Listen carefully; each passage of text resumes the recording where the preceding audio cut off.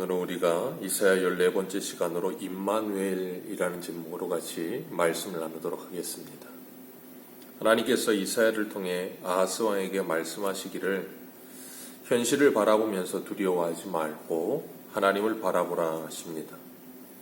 현실 속의 상황과 환경과 문제보다 크신 하나님을 바라보면서 두려워하지 말고 낙심하지 말고 삼가하며 조용하라 그러셨어요.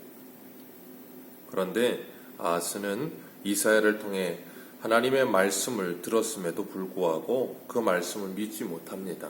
그 이유는 당장의 눈앞에 르신과 베가가 연합하여 쳐들어오는 그 연합군의 소식을 듣고 그들의 모습을 보게 되면서 두려움에 휩싸이게 되는 거예요.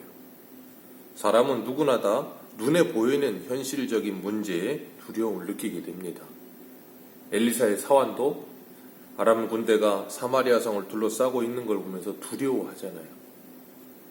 그런 것처럼 우리들도 현실에 눈에 보여지는 것들에 두려움을 느끼며 살아가지만 하나님께서 우리에게 영의 눈을 열어주실 때 그 현실 너머에 계시는 그 아람 군대보다도 아람 군대 뒤에 불말과 불병거가 가득했던 걸 엘리사의 사환이 보았던 것처럼 우리들도 하나님을 바라보게 될 때 하나님을 의지하며 두려워하지 않게 될 줄로 믿습니다.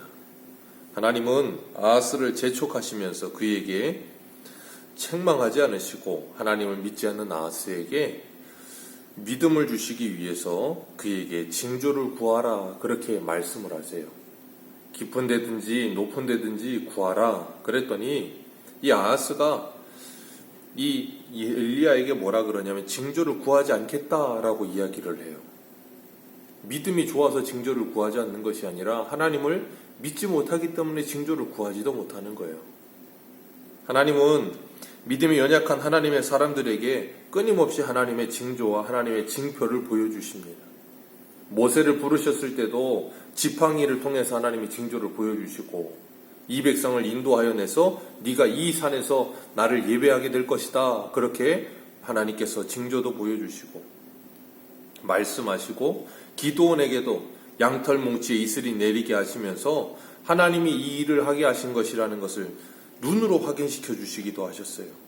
그리고 하나님은 그렇게 연약한 인간에게 끊임없이 하나님께서 어떤 분이신지를 확실하게 보여주십니다. 예수님도 이 땅에 오시어서 예수님의 메시아 되심을 수많은 표적을 통해서 직접 보여주셨어요. 그런데도 불구하고 그 표적을 보고도 믿지 못하는 게 인간이죠. 오늘도 하나님은 우리들에게 수많은 하나님의 징조들을 보여주십니다. 그리고 가장 확실한 징조인 성경을 우리에게 주셨어요. 이 성경을 통해서 수많은 말씀이 성취되는 것을 우리에게 보여주셨고 확인시켜 주셨습니다. 그리고 우리에게 이 말씀을 의지하라고 말씀하고 계세요. 하나님의 말씀을 우리들이 바라보면서 의지한다는 것 얼마나 복된 것인지 모릅니다. 오늘 12절 말씀 같이 한번 읽겠습니다. 시작.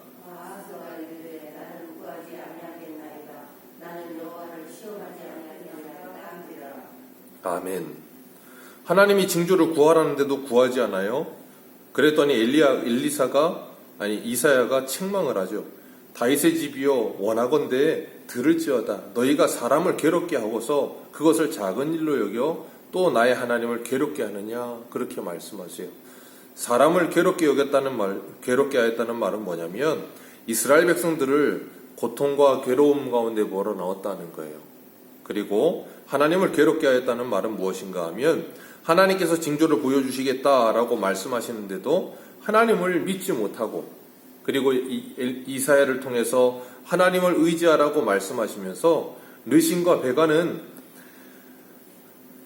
하나님께서 부지깽이에 불과하다고 말씀하시는데도 불구하고 그들을 두려워하고 있는 그 모습이 하나님을 괴롭게 하는 모습이다라고 말씀하고 계시는 거예요.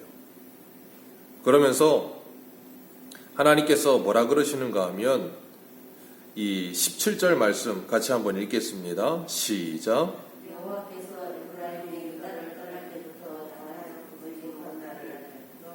내 백성과 내 아버지 집에 임하게 하시리니 곧 아수르 왕이 오는 날이니라. 아멘. 그 아수르 왕이 오는 날에 무슨 일이 일어나는가 하면 하나님께서 어제 말씀하셨던 5절에 악한 꾀로 대적하며 유다의 왕을 쳐서 무너뜨리고 그들이 세우는 다부엘의 아들을 왕으로 세우겠다라고 하는 이 모든 기략들이 어떻게 된다는 거예요? 다 서지 못하게 할 것이다. 하나님이 그렇게 하시겠다는 거예요. 그러니 그 말씀을 믿으라 하시면서 징조를 말씀하세요. 근데 징조를 믿지 못해요. 그런데 하나님은 14절에 그에게 뭐라 그러냐면 친히 징조를 주리라 그렇게 말씀하세요. 그러면서 주신 징조가 뭐냐면 처녀가 잉태할 아들을 낳을 것이요 그의 이름을 임마누엘이라 하리라. 처녀가 잉태하여 아들을 낳을 것이고 그 이름을 임마누엘이라 하리라. 이것이 너를 도와주는 하나님의 징조다라고 말씀하세요. 이 언약은 우리가 잘 알다시피 이사야 선지자에게 주시고 이스라엘 백성들에게 듣게 하신 이후에 700년 후에 예수 그리스도를 통해서 성취되어지죠. 그런데 700년 후에 성취되어지는 이 말씀뿐 아니라 여기 보면 16절에 대저 이 아이가 악을 버리며 선을 택할 줄 알기 전에 내가 미워하는 두 왕의 땅이 황폐하게 되리라 그렇게 말씀하세요. 이 아이가 악을 버리며 선을 택할 줄 알기 전에 내가 미워하는 두 왕 르신과 베가가 그 땅이 황폐하게 될 것이라. 어떻게 해요? 17절에 아수르 왕이 오는 그날에. 그러니까 1차적으로 이 말씀은 언제 이루어져요? 아수르가 북이스라엘을 칠 때, 아수르가 이 북이스라엘과 그리고 르신을 칠 때 이 말씀이 이루어지는 거예요. 그리고 2차로는 어떻게 이루어지는가 하면 예수 그리스도가 이 땅에 오실 때 이루어지는 거예요. 예수 그리스도가 이 땅에 오심으로 이 말씀이 이루어지는데 우리 이사야 37장을 한번 보겠습니다. 이사야 37장 30절.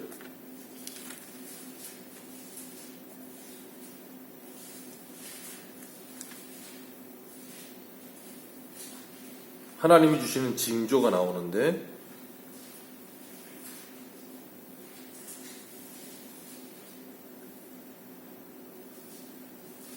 이사야 37장 30절 30절부터 32절까지 읽겠습니다. 시작. 왕이여 이것이 왕에게 징조가 되리니 올해는 스스로 난 것을 먹을 것이요 둘째 해에는 또 거기에서 난 것을 먹을 것이요 셋째 해에는 심고 거두며 포도나무를 심고 그 열매를 먹을 것이니이다. 유다 족속 중에 피하여 남은 자는 다시 아래로 뿌리를 받고 위로 열매를 맺으리니 이는 남은 자가 예루살렘에서 나오며 피하는 자가 시온산에서 나올 것입니다. 만군의 여호와의 열심히 이를 이루시리이다. 아멘. 하나님께서 히스기야 왕에게 하셨던 말씀이에요. 하나님께서 히스기야 왕이 아수르가 쳐들어와서 사네립이 이스라엘을 이 남유다를 둘러싸고 두렵게 할 때 히스기야가 하나님께 와서 기도하지요. 그리고 그 일로 인해 하나님께서 그 기도를 들으시고 하나님이 아수르의 18만 5천 명의 군대를 하루아침에 하나님의 사자를 보내서 다 진멸시키십니다. 그런데 그 말씀을 하시면서 뭐라 그러는가 하면 너에게 징조를 줄 것이다. 징조를 주는데 그 징조가 뭐냐면 올해는 스스로 난 걸 먹고 내년에는 거기서 난 것을 먹으며 셋째 해에는 심고 거두며 포도나무에서 심고 그 열매를 먹을 것이다. 이게 징조래요. 아니 올해, 내년, 내후년에 일어날 일을 징조라고 말씀하시고 이 말씀을 하세요. 우리 생각에는 징조라고 말씀하시면 하나님이 무슨 말씀을 하시고 나면 즉각적으로 뭔가를 보여주셔야 그걸 보면서 하나님의 말씀이 이루어지겠구나 하고 믿을 텐데 징조라고 주셨는데 그 징조가 올해 끝에 내년에 내후년에 이루어질 것이다 그러세요. 그러면 하나님이 하시는 일보다 징조가 더 뒤에 있어요. 그러면 그 말씀이 쉽게 믿어지겠습니까? 하나님의 말씀을 주시고 그 말씀이 곧바로 징조로 일어나야 모세가 마치 하나님께서 모세를 애굽에 보내실 때 지팡이를 잡아라 그러면 그 지팡이가 곧바로 뱀으로 변한다던가 손이 문둥병이 들었다가 다시 고쳐진다던가 물을 부어서 곧바로 피가 된다던가 아니면 기도원처럼 양털에만 비가 곧바로 내리게 하시다던가 무슨 일이 일어나기 전에 징조를 주시면 그 징조를 보고 믿겠는데 그러질 않고 올해, 내년에, 내후년에 있을 일 그리고 임마누엘이라 하시면서 700년 후에 있을 일 그리고 아수르가 와서 그 일을 하리라 그러면서 말씀을 주시니 그 말씀이 그 당시에 즉시로 믿어지겠어요? 아하스가 그러니까 그 말씀을 못 믿겠다는 거예요. 그건 우리들도 때로는 마찬가지일 수도 있습니다. 그러나 하나님께서는 그 말씀을 하시면서 그 말씀을 반드시 이루시겠다라고 말씀하시는 거예요. 그러면서 뭐라 그런가 하면 32절에 이는 남은 자가 예루살렘에서 나오며 피하는 자가 시온에서 나올 것임이라 만군의 여호와의 열심히 이를 이룰 것이라. 하나님의 열심히 이 일을 이룰 것이다 라고 말씀하세요.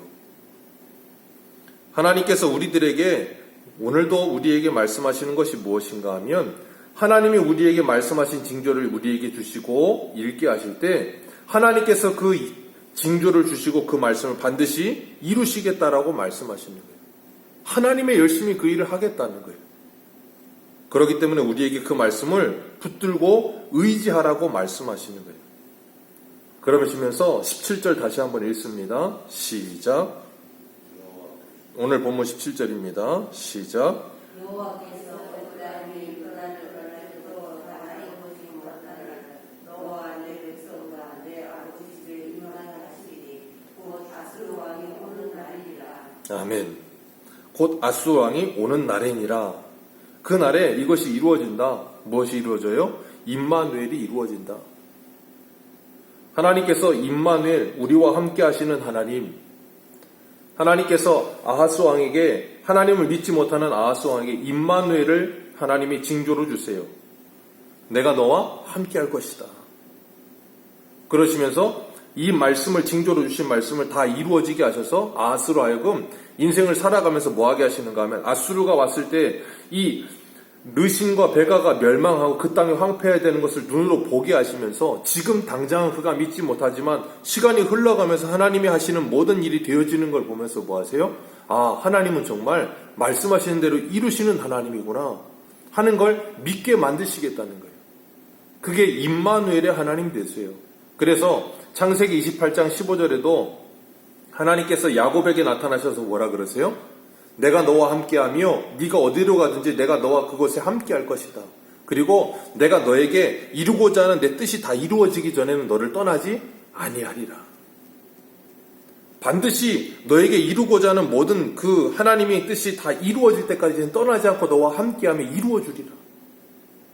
그 하나님은 오늘 아하스에게도 이 말씀을 주시는 거예요. 그리고 오늘 우리들에게도 이 말씀을 주십니다. 임마누엘의 주님이 우리와 함께 하시면서 세상 끝날까지 우리와 함께 하시고 우리들에게 하나님의 모든 뜻이 이루어지게 하시겠다. 그 하나님이 열심히 그것을 이룰 것이다 라고 말씀하시면서 이 말씀을 우리에게 징조로 주시는 거예요. 이 말씀을 믿는 우리는 그 하나님의 말씀대로 우리에게 이루어질 것임을 믿고 오늘도 뭐해요? 이 징조를 붙들고 주님과 함께 동행하는 거예요.